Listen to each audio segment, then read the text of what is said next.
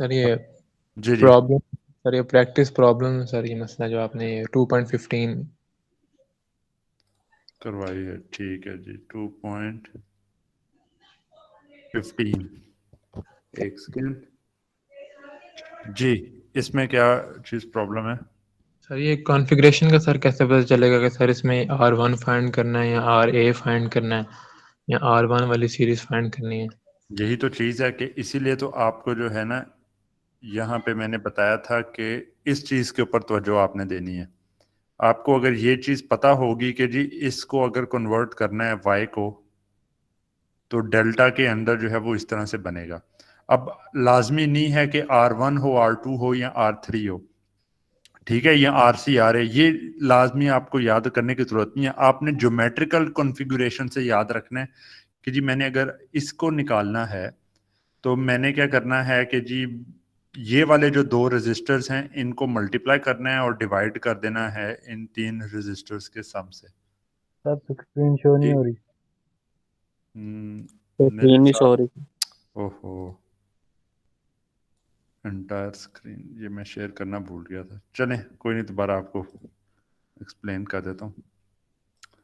अच्छा जी, तो ये वाला क्वेश्चन था आपका इसके अंदर 2.15 के अंदर, कि आप कह रहे हैं कि जी हमें कैसे पता चलेगा कि जी किस चीज़ को किस में कन्वर्ट करना है। ठीक है, कि अब यहाँ पर से जी ए बी सी, ये यहाँ पे तो चलें सी ए और बी जो है वो लेबल किए हुए थे, पर ना लेबल हों अगर, और आपको ये सॉल्व करना पड़े तो कैसे आप करेंगे? ठीक है, कि यहाँ पे कोई उस तरह का हिंट तो नहीं है, आपको कैसे पता चलेगा? तो उसके लिए चीज ये है कि जी आपको जो चीज एक पता होनी चाहिए ना, वो ये है कि लेट से इसी तरह का मैं बनाऊं ना अगर, ठीक है, ये बन रहा है, तो ये कॉन्फ़िगरेशन कौन सी, अगर मैं सिलेक्ट इन चीजों को करता हूं, तो ये क्या है, ये डेल्टा है, वाई है, क्या है? वाई। वाई है, ठीक है। अब मेरे पास ऊपर है कि मैं किस पॉइंट को क्या लेबल कर देता हूँ। लेट से मैं कह देता हूँ कि जी ये ए है, ये बी है और ये सी है। ठीक है, अगर ये ए बी सी इस तरीके से हैं, तो अब हमारे पास जो है R1 जो होगा वो यहाँ पे लगना है। R1 कह रहा हूँ, RA, और ये खुद R1 होगा। ये B है तो RB आपके पास यहाँ पे होगा। ठीक है, और जो ये वाला रजिस्टर है ये आपके पास R2 आ जाएगा। उसके बाद अगर ये C है तो ये आपके पास RC आएगा, और ये आपके पास R3 बन जाता है। तो ये आपने जब ये स्ट्रक्चर आपको ये आता होगा ना, फिर जिसको जिस तरह मर्जी लेबल कर लें, कोई फर्क नहीं पड़ता। आपस में सर्कुलर जो है ना, वो बस ऑर्डर सेम रहना चाहिए। कि इसको निकालना है तो इन दो नहीं बल्कि हमने, हाँ, अगर ये जो है RA को आपने निकालना है ना, तो आपने क्या करना है जी, R1 R3, R3 R2, R2 R1 divided by R1, ये करेंगे तो जी ये RA निकल आएगा। तो अब यहाँ पे मैंने करना है, तो मेरे लिए ये चीज मैटर नहीं करती कि जी कौन सा कहाँ पे है। एटलीस्ट सोल्व सॉल्व करते वक्त आप कोई ना कोई लेबल कर दें ऑफ कोर्स। पर मैं क्या करूंगा, जब ये मैंने निकालना है ना ये वाला रजिस्टर, तो मैंने क्या करना है, 5 टाइम्स 10, 5 टाइम्स 10 कर दिया। अब मुझे नहीं पता ये ना इसको 1 का है, ना मैंने ए ना बी ना सी कुछ नहीं कहा, लेकिन स्ट्रक्चर के हिसाब से मुझे पता चल गया कि जी इन दो को मल्टीप्लाई करना है, फिर इन दो को मल्टीप्लाई करना है, प्लस 10 टाइम्स 20, प्लस और कौन सा रह गया, 5 10 हो गया, 10 20 हो गया, 25, 20 टाइम्स 5 हो गया, और डिवाइड कर देना इसके ऑपोजिट वाले 10 से, तो ये रजिस्टर की वैल्यू आ जाएगी। समझे? यस तो सर, ये इसमें आगे एबीसी वाला काम तो यूं हो जाएगा। दूसरा काम आता है कि भाई वाई तो इसमें और भी बहुत बन रहे हैं, ये भी बन रहा है, यस सर।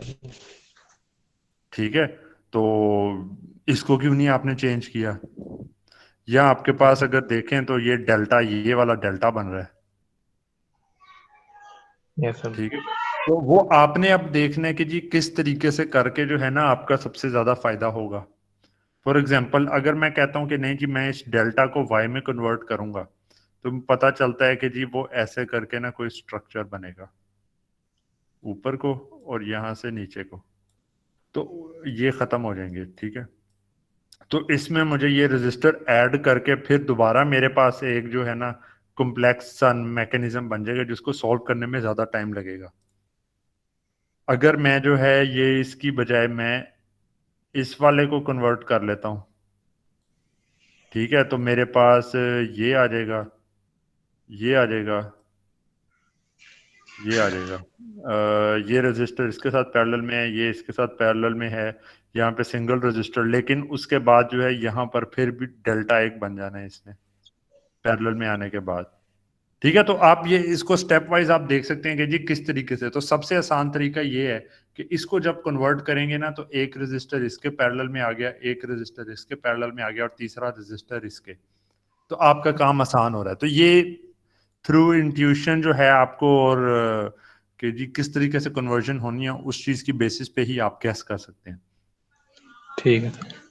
ठीक है, तो वो कोई ऐसा हार्ड फास्ट रूल इसका नहीं है कि जी ऐसे होगा तो ये करना है, ये अब आपके अंडरस्टैंडिंग के ऊपर होगा और इमेजिनेशन पे है। Yes sir. ठीक है जी, और कोई क्वेश्चन?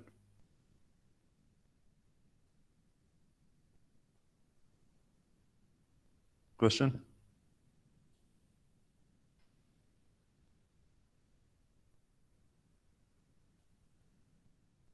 कुछ मैसेज इधर आए हैं? अटेंडेंस, अटेंडेंस आपने ये फिर दोबारा ये इसी के ऊपर लॉग इन हो गए हुए हैं।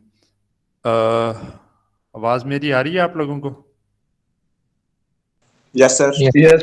ठीक है जी जी, तो क्वेश्चन पूछे ना, और क्वेश्चन पूछे, क्योंकि रिकॉर्ड हो रहा है सेशन, तो टाइम बीच में जाया ना करें, जितना टाइम है आप उसके ऊपर क्वेश्चंस पूछ के जो है ना उसको यूजफुल बनाएं, वरना बाद में जब आप इसे देखेंगे तो आपको प्रॉब्लम होगी।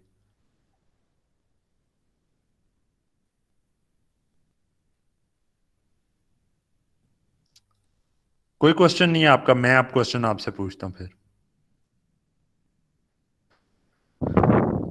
अच्छा जी, मुझे बताएं कि ये क्या चीज है?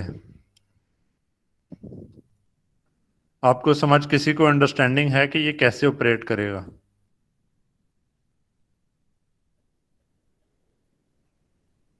Yes sir. कैसे करेगा जी सर। सर बताएं। करंट इस कॉइल में से गुजरेगा तो इसके क्रॉस मैग्नेटिक फील्ड पैदा होगी इस कॉइल के ऊपर। वो फिर जो मैग्नेट है और शेप, ये यू शेप्ड, इसके मैग्नेटिक फील्ड से जब इंटरेक्ट करेगी तो ये जो नीडल है रीडिंग वाली, ये आगे की तरफ फॉरवर्ड मूव करेगी, जिससे हमें पता लगेगा ये कितना करंट वगैरह है इसमें। अच्छा, तो अगर आपने जो है करंट नहीं बीच में से फ्लो करवा रहे, जी तो सर। कौन सी चीज है जो कि इंश्योर कर रही है कि ये जीरो पे ही रहे? क्योंकि वरना तो अगर फ्री इसको छोड़ेंगे, आप थोड़ा सा हिलाएंगे, नीडल खुद ही मूव करती रहेगी। कौन सी चीज है जो इंश्योर कर रही है कि अगर करंट नहीं है तो ये जीरो पे रहे?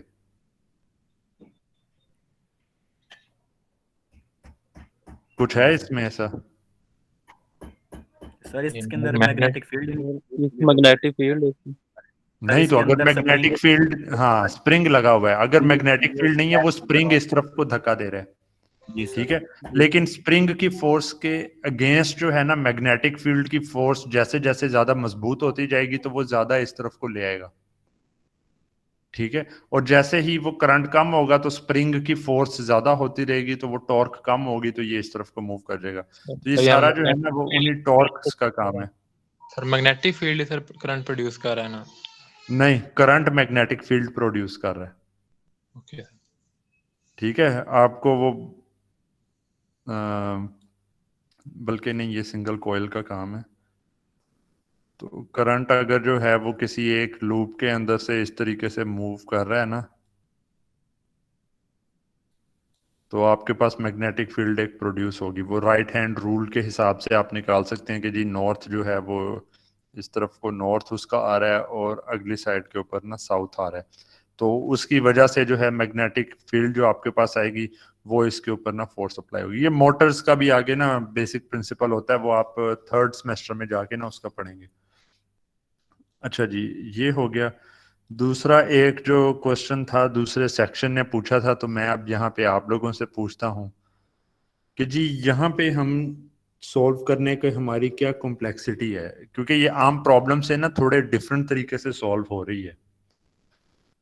तो आपको जो है इधर कोई ये सारा क्लियर रहा है, समझ आ गई है आपको सही तरह? क्योंकि आमतौर पे केसीएल केवीएल हम इस्तेमाल करते हैं, यहाँ पे हमारे पास एडिशनल पावर्स अवेलेबल हैं।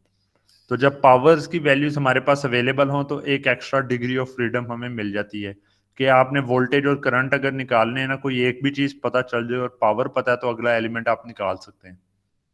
जी सर, ठीक है। पावर के फॉर्मूला से। हाँ, तो इसमें सबसे पहले जो चीज हमने की है ना, वो हमने निकाला था कि जी पावर बैलेंस रिलेशन।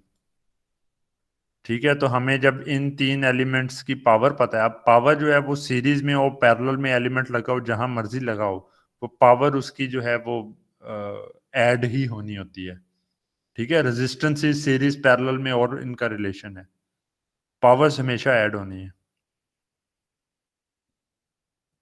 तो सर ये उससे हमने जो है यहाँ पे ये निकाल लिया था कि सर ये पावर जब बैलेंस पावर रिलेशन। जी नेगेटिव साइन, सर ये पावर जब सप्लाई हुई थी तो सर नेगेटिव साइन आया था सर, लेकिन करंट में सर फिर पॉजिटिव आ गया। हाँ, यहाँ पे ये बुक के अंदर इस तरीके से किया हुआ है। अच्छा, अब हमारे पास क्या है कि जी हम अगर तो इसको लिखते हैं ना, पावर एब्जॉर्ब्ड कितनी है, तो वो इसकी आएगी -45 पैसिव साइन कन्वेंशन के हिसाब से। ठीक है, तो हम कहेंगे कि जी P इज इक्वल टू इतने जो है एब्जॉर्ब्ड, जिसका मतलब है हम कहेंगे कि -45 एब्जॉर्ब की है, जिसका मतलब है 45 वाट जो है सप्लाई की है। तो जब ये एब्जॉर्ब्ड के हिसाब से आ रहा होगा तो ये हमारे पास आएगा, साइन भी तो देखे ना आपने, ये लिया हुआ है, ये प्लस है, ये नेगेटिव है, तो पावर ये सप्लाई कर रहा है। पैसिव साइन कन्वेंशन के हिसाब से ये वाला करंट की डायरेक्शन होनी चाहिए थी। आपने आई किस डायरेक्शन में लिया है? ऊपर वाली डायरेक्शन में, ऐसे ही है। तो ये नीचे यस वाली सर। जी सर। डायरेक्शन में इसको क्या कहेंगे? -I। तो पावर जो है इसके हिसाब से हमारे पास बन जाएगी ये 9 वोल्ट टाइम्स -I, किसके बराबर है ये? -45 के। पैसिव साइन कन्वेंशन है ना, उसमें हमने इस डायरेक्शन के हिसाब से लेना था, तो करंट की ऑपोजिट डायरेक्शन ली हुई है, इस डायरेक्शन में -I बन जाएगा। तो I इज इक्वल टू हमारे पास आ जाएगा -I की वैल्यू नेगेटिव आ जाएगी। ठीक है, अगर आप यहां पर से इस हिसाब से लें तो I की वैल्यू इसी डायरेक्शन में पॉजिटिव जो आनी है वो आ जाएगी कि जी इस डायरेक्शन में इतना करंट फ्लो कर रहा है। कुछ क्लियर हुआ? मसलन ये रेजिस्टर है ना, इसमें पैसिव साइन कन्वेंशन के हिसाब से पॉजिटिव पावर आती है, तो वो ये है कि जी ये I2 और ये आपके पास है +-V2। तो अगर इसके अंदर मैं कहूं कि नहीं जी पैसिव साइन कन्वेंशन ही है, लेकिन मैं करंट इधर की बजाय ऊपर की डायरेक्शन में लूंगा, तो वो हो जाएगा -I2।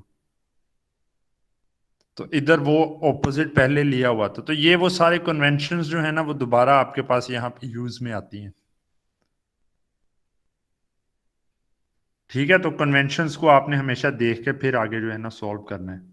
पैसिव साइन कन्वेंशन के हिसाब से पावर अगर ले रहे हैं ना, तो वो आपने हर एलिमेंट के क्रॉस देखना है, इस डायरेक्शन में कितना करंट है और कितनी इस डायरेक्शन के अंदर वोल्टेज है, उनको मल्टीप्लाई करेंगे तो पावर पॉजिटिव आएगी। पावर एब्जॉर्ब्ड ABS में लिखता हूं, तो वो आपके पास आएगी, ये करंट अगर मेरे पास I डैश है और ये 9, ये वोल्टेज जो है V डैश है, तो ये हमारे पास होगी V डैश I डैश हमेशा। तो अगर करंट अगली डायरेक्शन के अंदर हमारे पास आ रहा है, ठीक है, मैं कहूँ कि जी इस डायरेक्शन में 5 एम्पेयर मूव कर रहा है, तो I डैश की वैल्यू क्या होगी? क्योंकि ये उसके ऑपोजिट है, is equal to -5 ampere. Voltage कितना है? वोल्टेज हमारे पास है 9 volt, 9 into -5 is equal to -45 watt, जो कि हमारे पास यहाँ पे हमने कैलकुलेट भी की थी। तो ये साइन कन्वेंशंस जो है ना, मतलब कि ये हर जगह पे आपने इसको याद रखना है यहाँ पे इन्होंने लिखा है कि जी सप्लाइड पावर इतनी है, तो ये कन्वेंशन ऑटोमेटिकली इनका ऑपोजिट हो गया। ठीक है, ये इन्होंने यहाँ पे लिख दिया कि जी करंट सप्लाइड है, पावर भी सप्लाइड है, तो पॉजिटिव साइन इधर लिख दिया, पॉजिटिव साइन ये अगली तरफ कर दिया। यहाँ पे भी लिख दिया जी द पावर सप्लाइड, तो इस वजह से इन्होंने ये पॉजिटिव साइन रखा है। सर ये जो एन पर सर उन्होंने फार्मूला लगाया sir I square R, sir अगर यहाँ पे अगर हमें वोल्टेज पता होती और करंट ना पता होता सर फिर वी स्क्वायर अगर आर ना था। डिपेंड करता है कौन सा पैरामीटर आपको पता है। अब ये वाला है यहाँ पे वोल्टेज की वजह से, क्योंकि ये R1 इसके पैरेलल में आ रहा है, तो आपको पता है कि जी 9 वोल्ट जो है वो वोल्टेज है इसके क्रॉस, और पावर आपको पता है 20 वाट है, तो हम कहेंगे कि जी 20 watt is equal to 9 volt whole square divided by R1। जो चीज़ पता है ना उसके थ्रू आसानी से निकल आएगा, क्योंकि करंट निकालेंगे और फिर दोबारा आपको रजिस्टर, अगर करंट पूछा नहीं है तो डायरेक्टली निकाल लें। और यहाँ पे क्योंकि आपको जो है इस डायरेक्शन में पता था 2.22 पता नहीं कितना करंट था, नहीं 20/9 था, और टोटल करंट आपको पता है कि जी ये 5 एम्पेयर है, तो वहां से केसीएल लगा के आपने ये करंट निकाल लिया था I2। अब जब ये करंट आपको पता है और इसके क्रॉस रेजिस्टेंस निकालनी है, तो आप कहेंगे कि जी 15 watt is equal to I2 whole square times R2। ठीक है, तो यहां से आपके पास जो है ना डायरेक्टली जो है रजिस्टर की वैल्यू निकल आएगी, और इसी इसी तरह इसके क्रॉस है I2 वही रहेगा, रजिस्टर R3 हो जाएगा, पावर 10 वाट हो जाएगी। तो आपके ऊपर है, जो चीज पता हो वो आपके पास 3-4 रिलेशंस हैं, उनमें से जो सबसे इजीली लग जाए उसको यूज कर लें। टाइम बचाना होता है ना, कि इंजीनियर्स के लिए अब टाइम भी एक रिसोर्स आपके पास होता है, तो बाकी सारी चीज़ों के साथ जो है ना आपने वो देखना कि जी किस में टाइम कम लगता है और सही रिजल्ट तक पहुंच जाते हैं, तो वो कर लेना है। वरना तो यही चीज़ें आप ओहम्स लॉ या कोई बहुत ही बेसिक लॉज लगा के खाली करें तो वो हो सकता है टाइम आपको लगता हो, ठीक है, ज़्यादा टाइम लग जाता। तो इधर लेकिन इसीलिए हमने मुख्तलिफ टेक्निक्स और टूल्स बनाए होते हैं, KCL KVL, ताकि जो है ये हम ज़्यादा कम टाइम के अंदर जो है ना सॉल्व कर सकें। और कोई क्वेश्चन?